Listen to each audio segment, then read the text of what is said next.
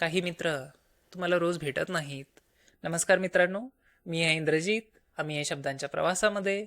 आजचा विषय आहे मैत्री भाग दुसरा. काही मित्र तुमच्या आठवणी शेअर करत नाहीत. ते तुमचं व्यक्तिमत्व घडवतात.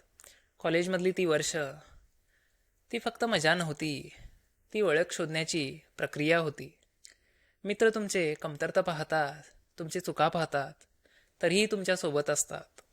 मग तीच गोष्टी तुम्हाला नवीन गोष्टी शिकवतात, तुमचा आत्मविश्वास वाढवतात, तुम्हाला नवीन दिशेला घेऊन जातात. पण ते दिवस राहत नाहीत. जीवन वेगळ्या दिशेला घेऊन जातं. फोन कॉल्स कमी होतात, मीटिंग्स कमी होतात. पण ह्याचा अर्थ असं नाही की मैत्री संपली.